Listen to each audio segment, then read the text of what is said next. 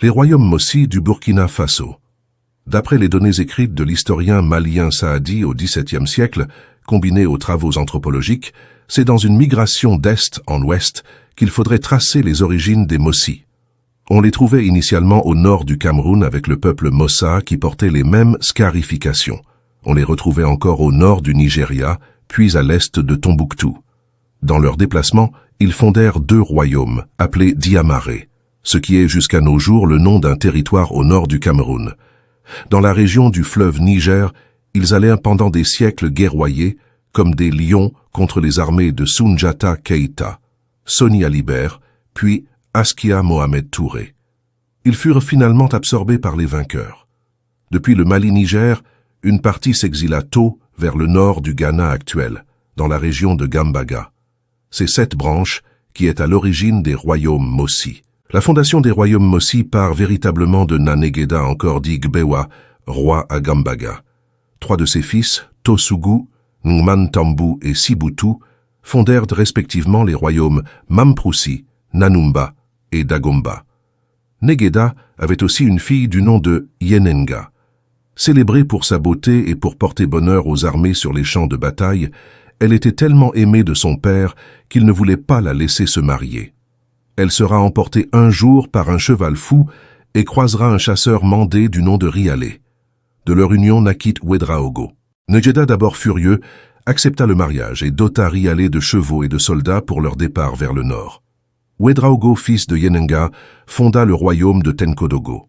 Oubri, petit-fils de Ouedraogo, fonda le royaume de Ouagadougou en 1495. Yedega, petit-fils d'Oubri, fonda celui de Yatenga en 1540. Les 5 États Mossi principaux, Ouagadougou, Yatenga, Mamproussi, Nanumba et Dagomba, étaient ainsi nés au Burkina Faso et Ghana actuel. Tous ces États furent donc fondés par les descendants de Nanegeda. Les États Mossi ne furent jamais réellement sous la gouvernance d'un pouvoir central. Bien qu'indépendants les uns des autres, tous reconnaissaient le roi de Ouagadougou comme le plus puissant et le plus vénérable de tous.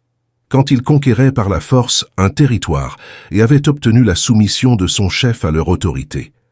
Les descendants de Nanegeda nouaient des alliances en épousant des princesses locales ou en mariant leurs filles aux princes locaux pour sceller la tutelle. Ils négociaient une part de la terre avec les prêtres locaux qui laissaient la majorité aux habitants originels. Le roi portait le titre de Mogo Naba. Mogo signifie le pays, l'espace ordonné, et signifie aussi les lois divines qui gouvernent cet espace. Naba veut dire chef ou maître. Comme expliqué par l'anthropologue camerounais Nkot Bissek, le Mogo n'est autre chose que la Maat égyptienne. Dans la même langue ancestrale, maître était écrit sans voyelle, NB. Le NB égyptien est donc, si on le lit dans son contexte africain, Naba. Naba Maat était un des titres principaux du pharaon. Comme Mogo Naba, il signifie ainsi maître de la Maat. Comme partout en Afrique, quand le roi des Mossi meurt, l'Horus n'est donc plus, la Maat qu'il défend est rompue, les forces du mal ont vaincu. La sécheresse va s'abattre, la vie va s'arrêter, et le désordre s'installe dans tout le pays. Alors, comme chez les Chilouks du Soudan, le Bend Naba, tambourinier royal, s'écrit rituellement « Bougsare Kime, Mogo Samame ». Le feu s'est éteint, le pays est abîmé. À la fin du XIXe siècle, les royaumes Mossi sont encerclés par les colons anglais, français et allemands, qui conquièrent par la guerre les pays environnants. Le français Louis Banger entre à Ouagadougou et Autun, propose au Mogo Naba Sanoum de mettre le pays sous protection de la France. Le roi rejette violemment l'offre et fait chasser Binger. Les armées Mossi qui communiquant par les tam-tam parleurs étant trop fortes, les 3 nations coloniales décident d'affaiblir le pays en brisant les caravanes marchandes qui le traversent. L'officier français voulait, à la tête de sa tristement célèbre colonne meurtrière, franchit ensuite les frontières du pays et entre à Ouagadougou en 1896.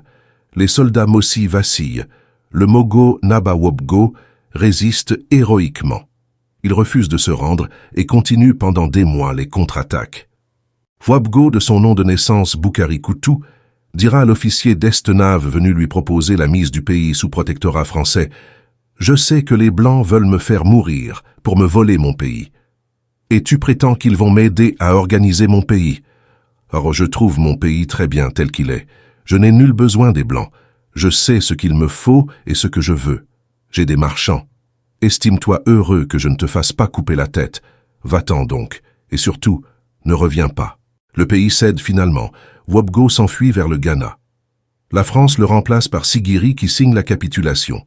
Le Mossi devient une colonie au sein de l'Afrique occidentale française, puis Haute-Volta à l'indépendance, renommée Burkina Faso par Thomas Sankara, le plus célèbre des Mossis. Les rois Mossi continueront d'exister, bien que n'ayant plus toute l'étendue de leur pouvoir passé. Le Mogo Naba de Ouagadougou, capitale du pays, reste une des principales autorités morales du Burkina Faso.